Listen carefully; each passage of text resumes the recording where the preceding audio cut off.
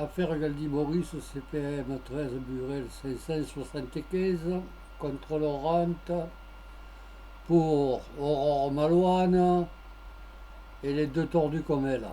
13 421, Marseille, CEDEX 20. Un événement du genre que j'expose dans le vide depuis plusieurs semaines, mais qui ne va pas demeurer dans les ténèbres. Ce qu'elle fait être les froussards, il faut qu'il ait une raison. Elle fut difficile à déterminer cette raison. Mais j'y suis parvenu.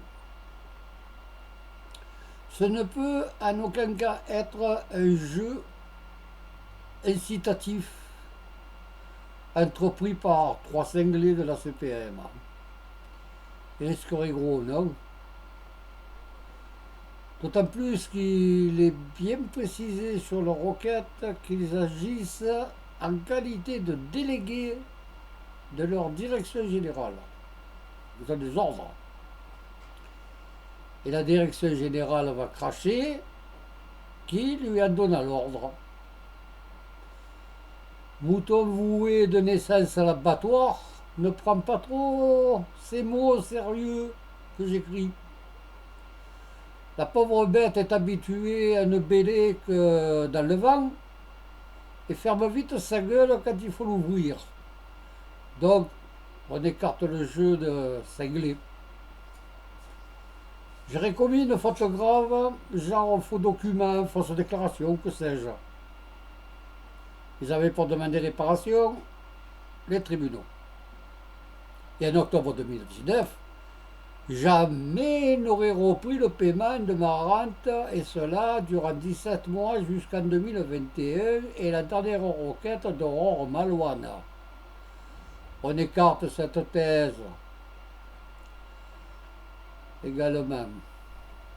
Il y a celle que je m'en serais pris plus d'une fois à des robots à texte qu'il avait cherché. Là aussi, il y a les tribunaux.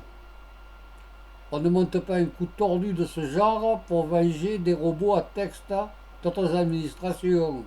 Ce serait prendre le risque de se faire rudement sanctionner. On écarte cette thèse. Quelle fut leur stratégie pour en arriver à la véritable raison? Premièrement, ils envoient Anaïs Paquet-Villena le 23 janvier 2019 tâter le terrain, histoire de voir si je vais me mettre en colère. Et elle me demande un RIB BBAN, Basic Bank Account Number, qui n'existe pas au Maroc. Je me la baise en beauté en lui expédiant un RIB qui existe au Maroc, qui est le code SWIFT-BIC, et qui va remplacer exactement le même RIB code SWIFT-BIC qu'elle utilise depuis 6 ans. Et elle ferme sa gueule. Elle ne suspend pas le paiement de ma rente. Échec d'Anaïs Paquet-Villena, pas tout à fait un échec. Elle a réussi à me mettre en garde et à ce que je m'attende à de gros problèmes. Et c'est là-dessus que compte cette bande d'ordures de nazis. Que je sois déjà sur mes gardes. C'est-à-dire qu'ils ont pensé que le prochain coup, j'allais exploser. Et le coup prochain, il n'a pas tardé. Exploser comment? En leur disant qu'ils allaient se faire enculer, eux et leur roquette, par exemple. Hein? Ça n'a pas été le cas. Cela est intervenu juste 5 mois plus tard, Anaïs Paquet de Villena, là. Un suceur de grosses bites dans les toilettes publiques m'adresse une requête datée du 14 juin 2019. Seulement, lorsque je réceptionne cette requête, je me dis que c'est tordu. Ils me fournissent une occasion en or massif de leur prendre un paquet de pognon. Oh, ou tel que j'affectionne de l'écrire, de me les farcir. Il est évident que j'attendais le suceur de bites blanc, et ce blanc là, ou un autre, peu importe. Anaïs Villana, les probabilités en pourcentage de chance étaient de 99,9%, sauf pour Mouton Bélan sur un réseau social. Lui, il n'aurait jamais pensé ça. J'ai démoli ce suceur de bite en public et même par la poste, lui écrivant ma pensée sur le dos d'une enveloppe, et du Maroc en plus. Et ils ne firent pas un procès pour toutes ces insultes dont j'ai conservé trace. Je me suis dit, ce n'est pas possible. Ces déchets de sperme nazi préparent quelque chose de bien plus important que de m'expédier au devant d'un tribunal. Et en octobre 2019, ils reprirent le paiement de ma rente, comme si de rien n'était. Seulement, j'attendais la grosse pute Aurore Malouane, ou une autre. Commencez-vous à comprendre la stratégie. Je serais étonné de votre part. La troisième requête, en l'occurrence celle de la grosse pute gestapiste Aurore Malouane, ayant déjà vécu les atteintes d'Anaïs Paquet-Villana, puis du suceur de bite S blanc, très logiquement, dans l'esprit de la pute nazie Aurore Malouane, j'allais lui répondre, de ta requête, je m'entorche le cul. C'était cela qu'il cherchait. Que je réponde, de vos requêtes, on s'entorche le cul, parce qu'elles sont vraiment abominables, remplies d'irrégularités, de demandes de documents qui n'existent pas. Et là, elle aurait pu alors suspendre le paiement. Non, pas le paiement. C'est pas le paiement qui va le suspendre. C'est carrément bloquer le dossier. Seulement, cette grosse pute nazie, je me la suis payée. Elle n'en tient pas compte, mais elle est profondément niquée. Sa requête de merde est non seulement incitative du fait qu'elle demande aussi la fiche familiale d'état civil, mais en plus, c'est une torchon d'irrégularité flagrante.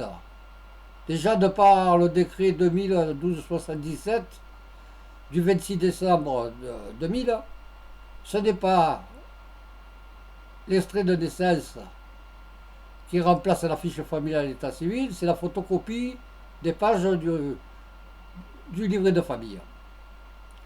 Et il n'y a rien d'autre, c'est bien précisé sur le décret. La pute chie sur les décrets français. Et pas seulement en ce qui concerne la photocopie du livret de famille. Il y a aussi les légalisations conformes de documents français qui ne sont pas destinés à une administration étrangère. Les autorités locales, comme on l'a dit sur sa requête, ils vont répondre, on ne légalise pas des papiers français pour renvoyer ces papiers à une administration française. Une photocopie en suffit. Et je lui ai adressé les documents français en l'état que l'indiquent les décrets, sous enveloppe scellée par un huissier de justice qui a dressé un constat attestant de leur présence dans l'enveloppe. Sauf la carte nationale d'identité qui, elle, remplace la fiche individuelle d'état civil. Elle demande des papiers, elle veut noyer le poisson de la grosse irrégularité qu'elle a rédigée en demandant la fiche familiale d'état civil. Enfin, profitant aussi de la Covid-19, de ma grave maladie, dont elle n'ignore rien, des difficultés financières, des difficultés pour voyager, du fait qu'elle ait amoindri mes finances en suspendant le paiement de cette rente, la bonne pute, quoi, disons, elle a réussi à bloquer mon dossier. Et c'est le plan qu'elle a fomenté sur ordre de sa direction. Elle me sait gravement malade et en cas de décès, elle devrait verser immédiatement à ma veuve 3 années du montant que je perçois trimestriellement de cette rente. plus de 5 800 €. Puis démarche entreprise par ma veuve, et du fait que nous ayons un enfant, la CPAM devrait lui verser 40% du montant de cette rente. Et cela, ces enculés de nazis racistes ne le veulent pas. Vous le comprenez bien. Voici la raison de toute cette affaire. Et si je meurs, que sera-t-il répondu à mon épouse? Le dossier était bloqué, et comme votre conjoint est décédé, nous le fermons définitivement. Enculé de nazis. On se voit au tribunal, Aurore. Tu ne vas pas y échapper.